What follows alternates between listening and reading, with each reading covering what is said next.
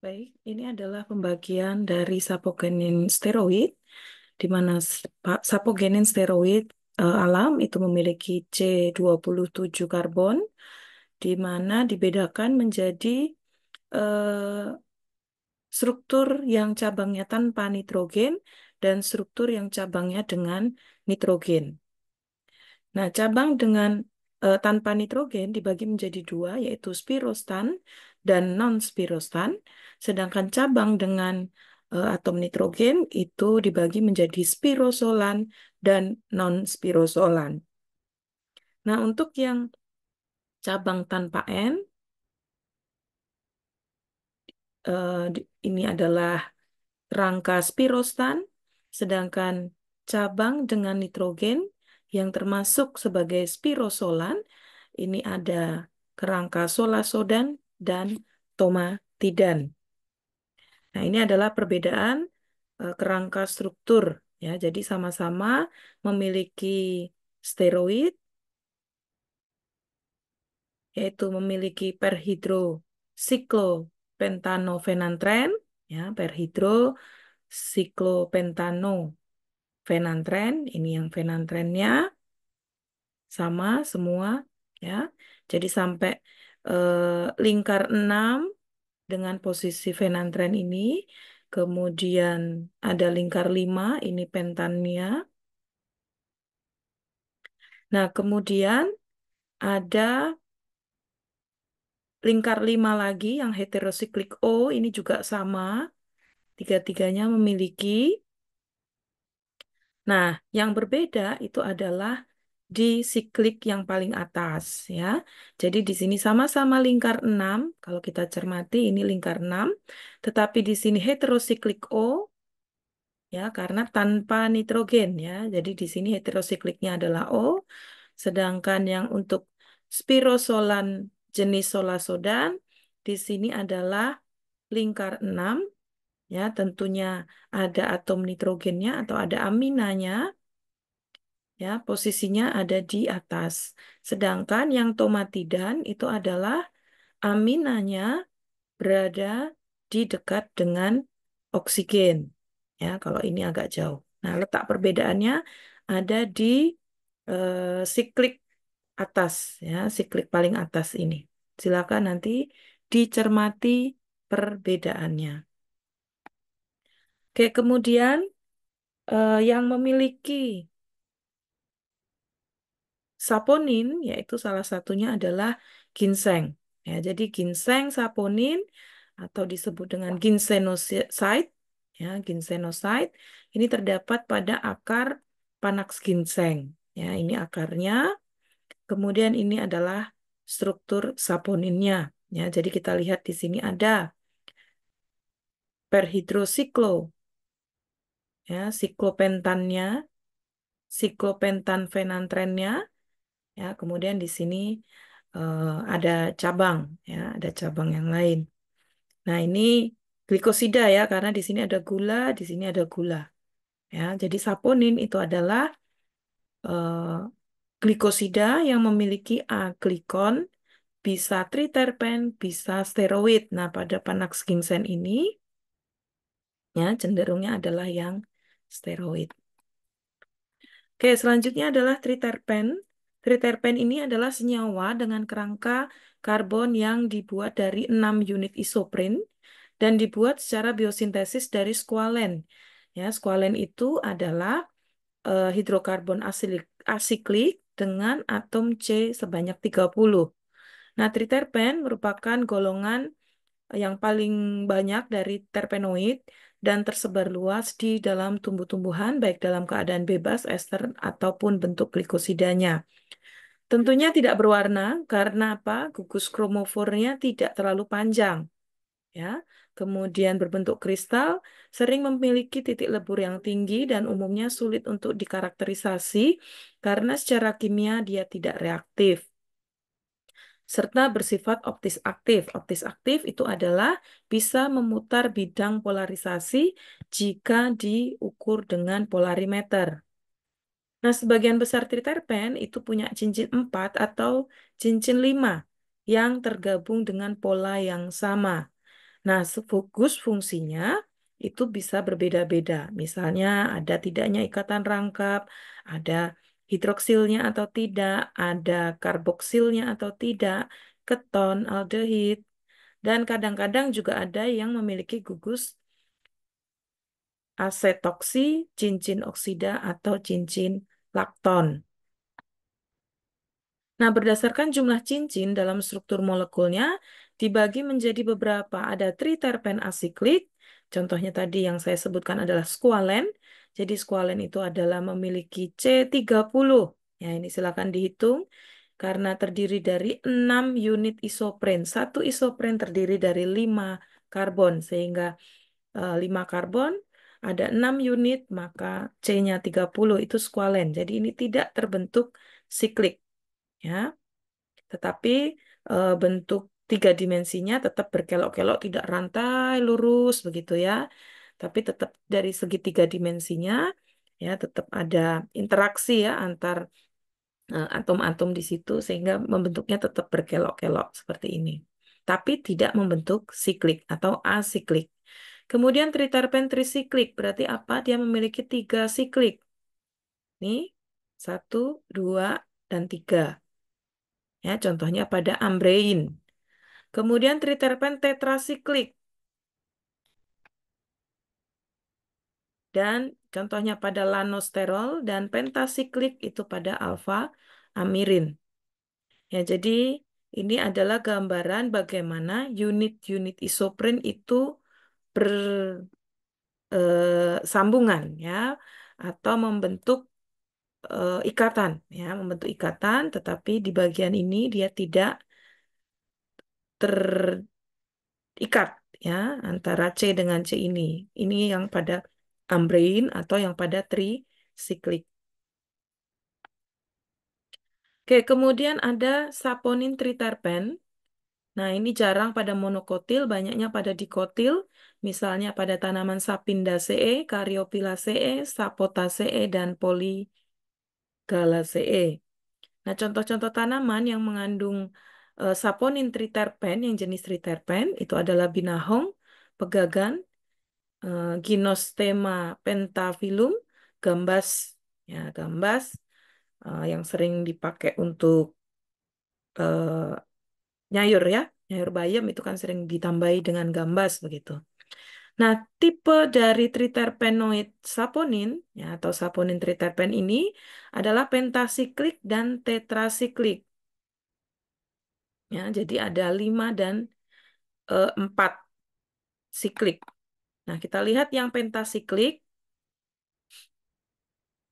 Ya, yang pentasiklik ini adalah kelompok saponin. Ya, tentunya dia memiliki C30 sebagai aglikonnya. Ya, sebagai aglikonnya. Kemudian memiliki pentasiklik atau 5 siklik. Ya, kerangkanya dari 8 metil. Tidak seperti saponin steroid. Ya, ini eh, dikotil begitu ya. Dan jarang pada monokotil. Ya. Kemudian beberapa famili yang memiliki pentasiklik triterpen ada Polygonaceae, Caryophyllaceae, Myrtaceae, Zygophyllaceae, dan Rutaceae. Eh, juga terdapat dalam obat yang penting begitu ya, yang atau yang terkenal, misalnya pada likoris, kemudian Quillalia dan Senega. Nah, triterpen glikosida ini atau glikosida triterpen ini terbentuk dari sapogenin yang mengikat gula atau mengikat asam uronat atau keduanya ya yang terikat pada karbon nomor 3 dari sapogeninnya. Nah, sapogen sapogenin triterpen bisa diklasifikasikan derivatnya itu adalah oleanan, kemudian ursan, dan lupan. Nah, oleanan ini pada amirin, alfa amirin, kemudian ursan itu pada beta amirin, dan lupan itu pada lupeol.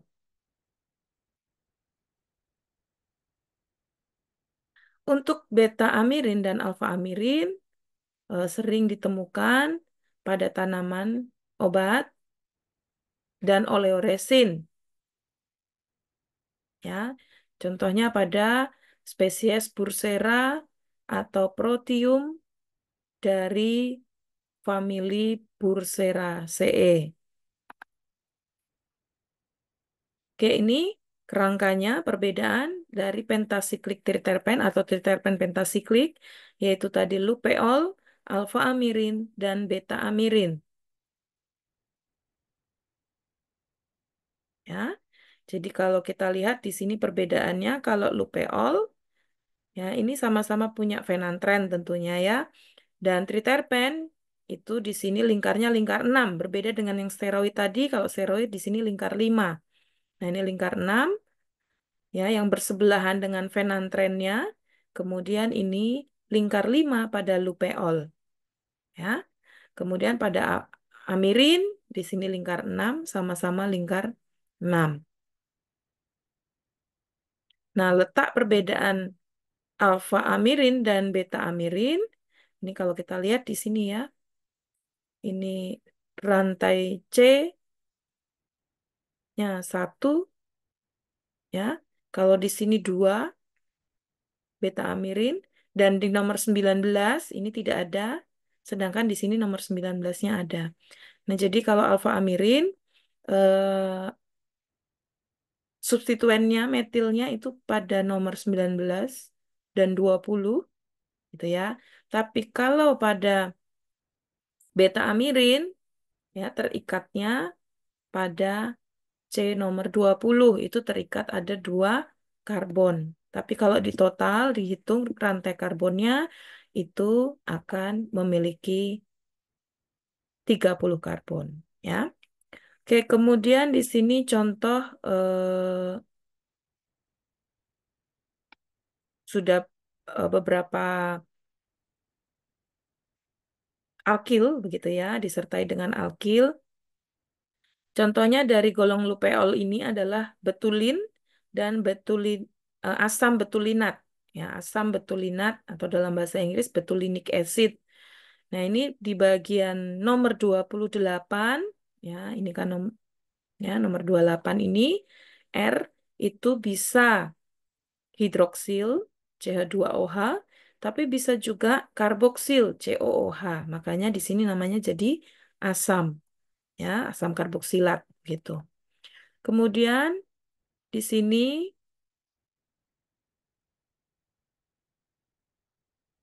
ya, di bagian ini jadi COOH maka akan menjadi asam ursolat.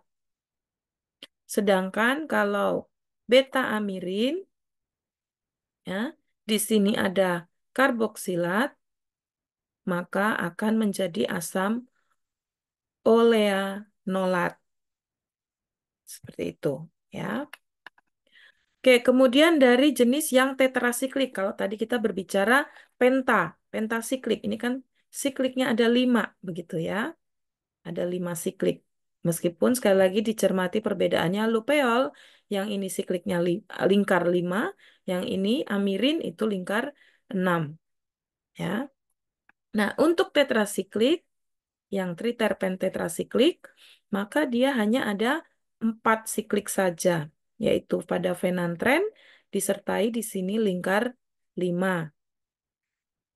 Ya, ini ada lingkar 5. Ini dari damaren, lanosten, dan eufen. Ya, jadi yang rantai di atas ini berupa asiklik, ya, rantai terbuka.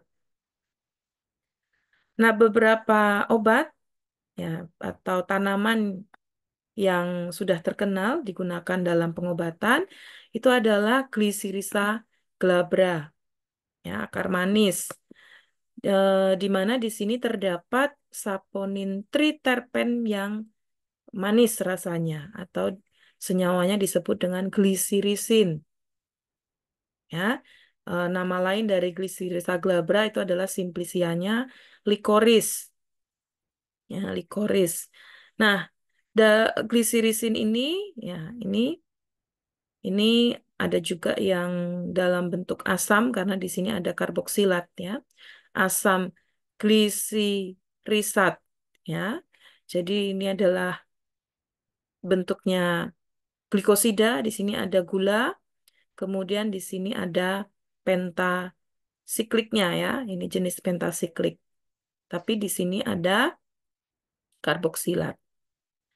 Nah, likoris ini, akar manis ini ya dalam bahasa Indonesia mengandung 2-12% asam glisirisat yang bertanggung jawab sebagai glisirisin ya dalam bentuk garam ya, garam, kalsium atau potasium ya, kalium ya, kalsium dan kalsium. Di mana rasanya itu adalah 50 kali lebih manis daripada gula. Nah, kalau dihidrolisis, maka glikosidanya akan lepas, ya gula, bagian gulanya akan lepas, maka rasa manisnya juga akan hilang, ya, dan akan berubah menjadi aglikon, yaitu glise, glisiretat acid, ya, glisiretik acid atau asam glisiretat, ya, dan ditambah 2 molekul asam glukuronat. Ya, jadi hidrolisis dari asam glisirisat ini akan membentuk, di sini lepas ya, akan membentuk asam glisiretat, berarti di bagian ini itu namanya asam glisiretat sebagai aglikon, dan 2 molekul, jadi nanti lepas, ini lepas, maka akan terbentuk 2 molekul asam glukuronat. Ya, ini suatu disakarida ya. Pada saat hidrolisis, disakaridanya akan terpisah antar monosakaridanya. Oke, jadi ini asam glisiritatnya, kemudian di sini asam glisirisinat, ya, di sini kalau gulanya 1, sedangkan kalau utuh ini glisirisin.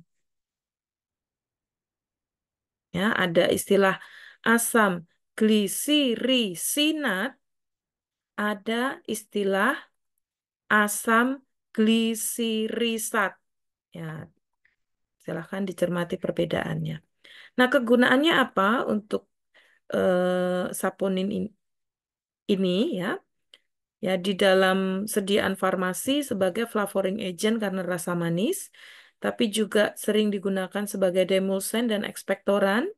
Kemudian bisa juga untuk treatment peptic ulcer, treatment artritis rematik, dan inflamasi yang disebabkan oleh apa seperti efek kortison begitu ya. Kemudian sebagai pemanis, kemudian treatment penyakit hati dan melindungi hati atau hepatoprotektor. Ya, tapi kalau di sediaan-sediaan begitu Glycyrrhiza glabra seringnya pada obat batuk biasanya ya, sebagai ekspektoran. Nah, untuk teknik isolasi triterpen, ya jaringan tumbuhan itu akan kering, mula-mula dibebaskan lemak dulu dengan etanol, kemudian nanti diekstraksi dengan metanol panas. Nah, nanti ekstrak metanolnya dipekatkan, kemudian nanti bisa dianalisis atau bisa juga dihidrolisis dengan asam. Nah, nanti kalau KLT dengan silika gel, fase geraknya relatif nonpolar ya. Kita tahu bahwa silika gel itu adalah fase diam yang bersifat polar karena dia memiliki gugus silanol hidroksil-hidroksil di permukaan lempengnya. Nah, sehingga fase geraknya akan lebih nonpolar. Ya, fase geraknya akan lebih nonpolar atau di sini disebut dengan kromatografi fase normal, ya, fase normal. Nah, di sini bisa digunakan heksan etil asetat 1:1 atau kloroformetanol 10:1.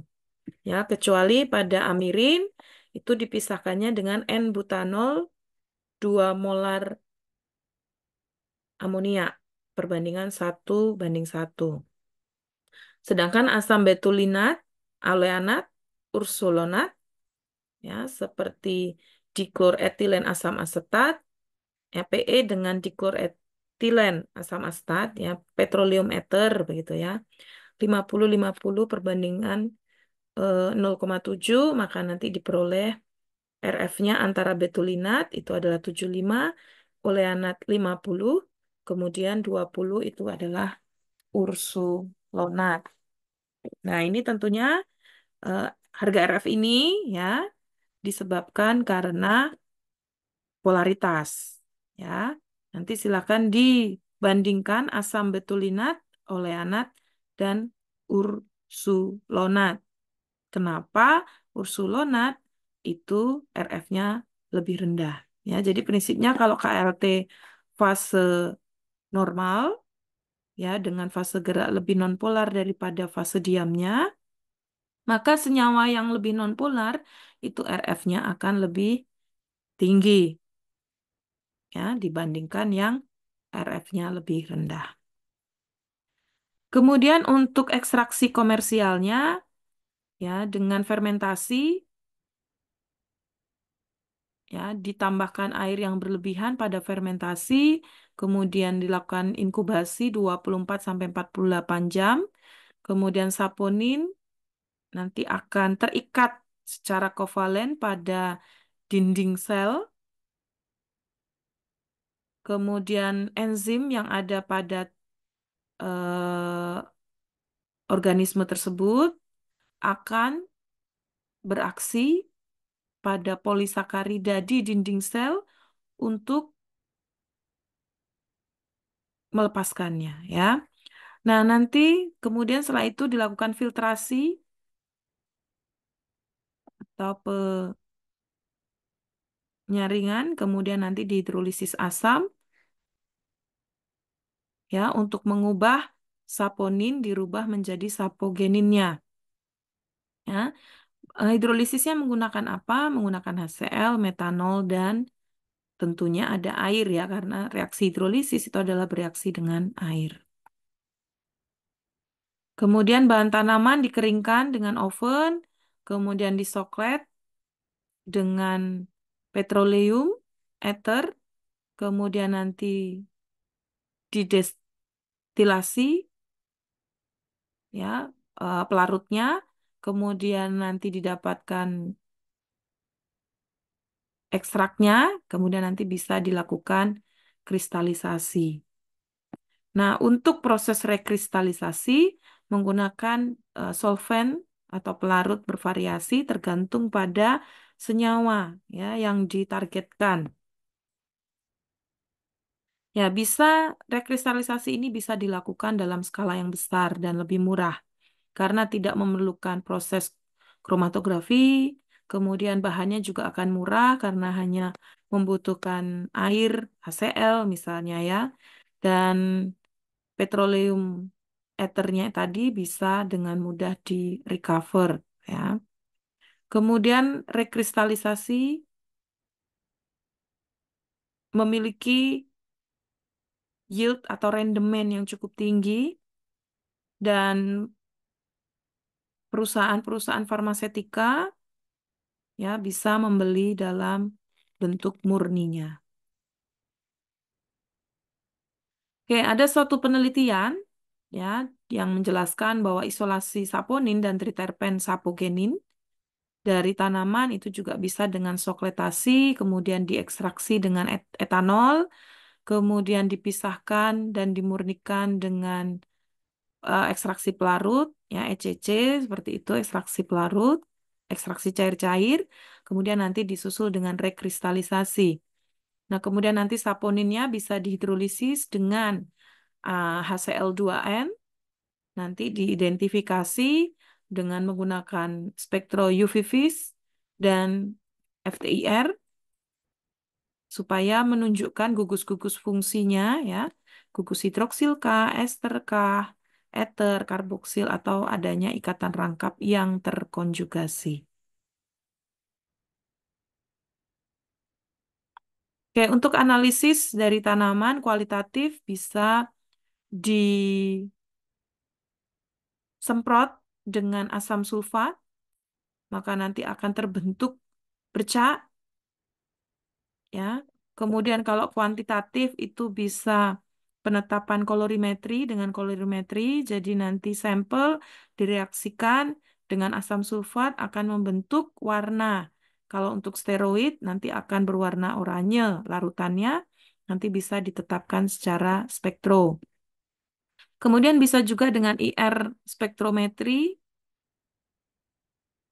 dan ini membutuhkan tanaman yang cukup sedikit.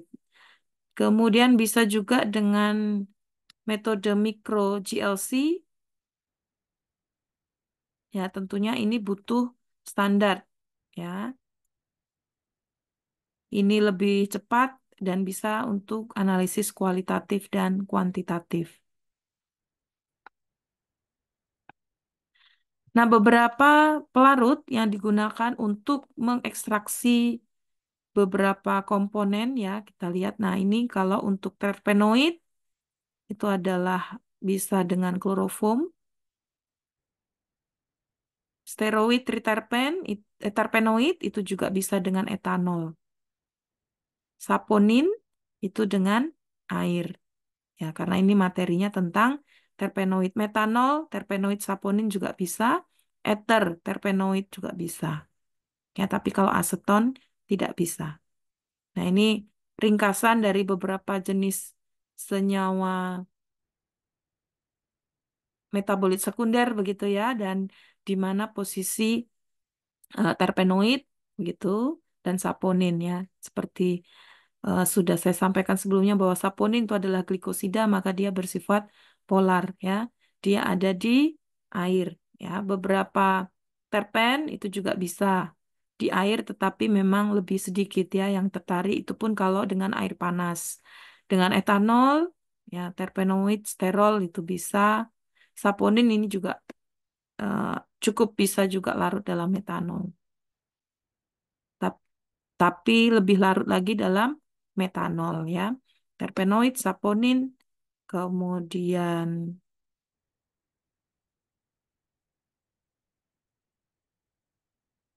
kloroform itu terpenoidnya, ya saponin sudah tidak bisa.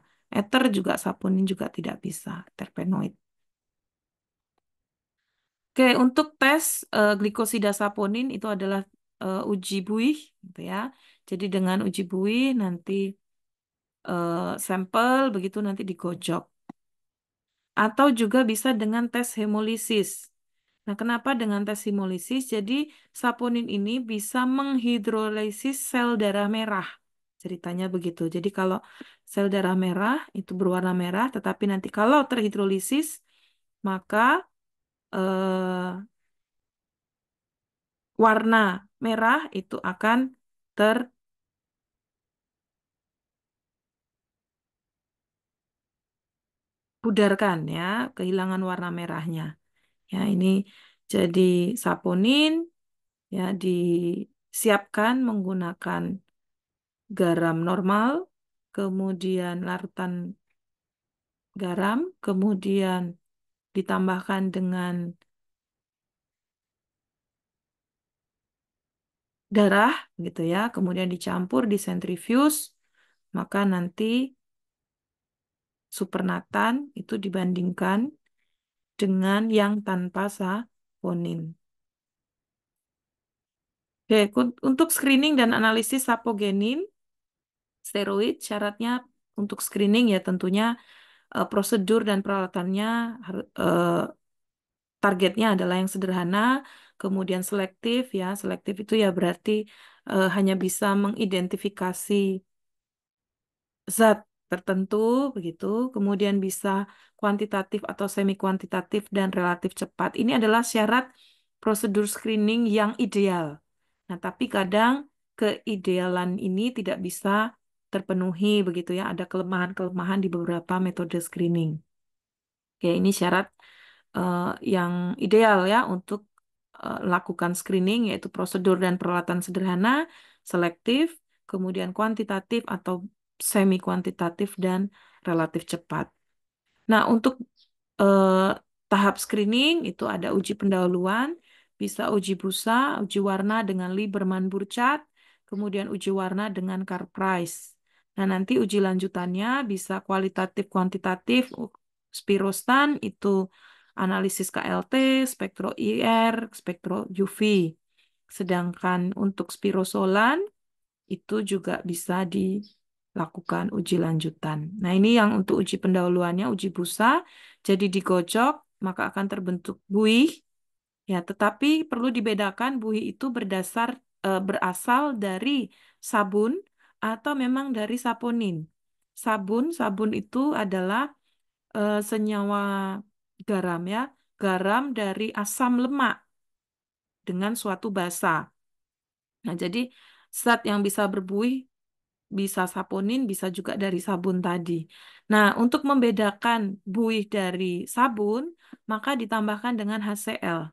Ya, jadi kalau dengan HCl, kalau sabun, karena dia asam lemak dan suatu basa, maka dengan penambahan asam, maka asam lemak itu akan putus. Sehingga basa yang terikat pada asam lemak akan bereaksi dengan HCl, membentuk garam. Nah, sehingga apa? Buihnya hilang. Tapi kalau saponin tidak ya. Di sini tentunya HCl-nya kan tidak dipanasin sehingga tidak sampai terjadi hidrolisis begitu ya dan cuma sebentar. Tambah HCl tetap dikocok. Nah, nanti busanya itu tidak akan hilang. Nah, untuk Lieberman Burchard maka nanti di sampel ditambah dengan kloroform ya, nanti akan terekstraksi, kemudian ditambahkan reaksi Lieberman-Burchard, tapi lebih sering kita ya berdasarkan pengalaman itu bukan reaksi yang sudah jadi begitu, tetapi kita tetes-teteskan asam astat anhidrida, ya asam astat anhidrida dan asam sulfat pekat. Ya itu malah lebih bisa terlihat. Nah, jadi diteteskan satu persatu antara asam astat anhidrida dan asam sulfat pekatnya. Nah, ini disebut dengan uji Lieberman-Burchard. Nah, amati perubahan warna, maka sapogenin steroid itu akan berwarna kemerahan awalnya, tapi nanti atau ungu, tapi nanti lama-lama menjadi biru. Kemudian untuk car price, ya di KLT begitu, kemudian nanti di semprot menggunakan antimon 3 klorida dalam kloroform, kemudian nanti positif sapogenin steroid itu ungu kemerahan. Oke, untuk isolasi saponin, maka ada beberapa strateginya. Secara umum adalah diekstraksi diawali dengan N-heksan dulu untuk menghilangkan senyawa-senyawa nonpolar, karena saponin itu kan polar ya. Jadi diambil dulu senyawa nonpolarnya, baru dilanjutkan dengan etanol dan metanol. Kemudian nanti bisa di KLT dengan beberapa eluen ya, heksan etil asetat 8:2, kloroformetanol 9:1, dan beberapa variasi perbandingan ini. Nah, jadi nanti bisa dipilih fase gerak yang mampu menunjukkan noda yang paling baik, RF-nya ya bisa di sekitar 0,5 begitu ya. Jangan tidak terelusi atau bahkan sampai ke batas atas ya, jangan sampai. Kemudian dengan Lieberman-Burchard, LB ini adalah Lieberman-Burchard, nanti akan diketahui adanya saponin berwarna ungu lemah atau merah ungu. Bisa juga dengan disemprot asam sulfat. Ya, nanti pola kromatogram yang sama itu disatukan. Nah, fraksi yang diduga saponin bisa dilakukan preparatif. Ya, nanti noda disemprot dengan LB kemudian nanti dikerok.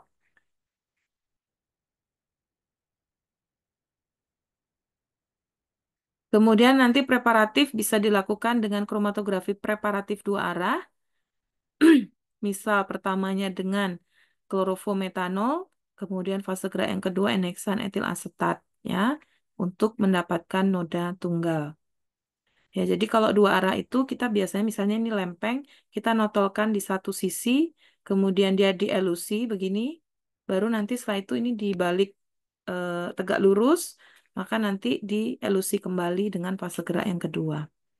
Nah, terhadap isolat nanti bisa dikarakterisasi dengan spektro UV, kemudian gugus-gugus fungsinya bisa tentunya dengan IR ya, atau nanti bisa juga dipertegas dengan NMR atau untuk mendeteksi adanya proton. Ya, jadi kromatografi ini analisis yang cukup luas digunakan, ya bisa TLC, bisa juga dengan HPLC. Ya, tentunya kalau KLT menggunakannya silika gel.